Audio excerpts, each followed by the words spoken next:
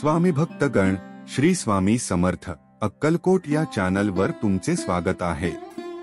स्वामी भक्तगण, सत्कर्म करताना आपला खरा स्वार्थ माणसाने साधावा। खरा स्वार्थ दोन मार्गांनी साधता येतो। प्रथम मार्ग म्हणजे परोपकाराने आणि दुसरा मार्ग म्हणजे स्वामी समर्थ भगवंताच्या नामस्मरणाने। खरा परोपकार साधण्याकरिता आधी खरा स्वार्थ सिद्ध झाला असला पाहिजे। त्याकरिता स्वामी समर्थ भगवंताचे नामस्मरण करणे जरुरी आहे। म्हणून स्वामींचे नामस्मरण अखंड चालत राहावे, हाच खरा परमार्थ आहे।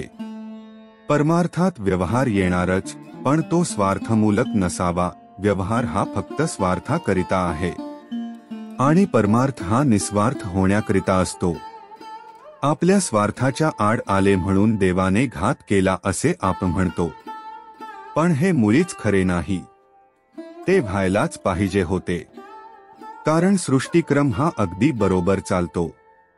आपल्या जीवनात घडामोडी व्हायचे असले की अडचण येत नाही, पण व्हायचे नसले की सर्वच अडचणी आहेतच आणि जीवनात असे होणे आपल्या स्वाधीन नाही। अमुकच होऊ दे म्हटले तर भीती, आणि स्वामी फक्त तुझ्या इच्छेने काहीही होऊ दे म्हटले तर भीती नाही। त्यासाठी स्वामींचे सत्नाम घ्यावे, कारण नामाचा गुण कायमचा असतो।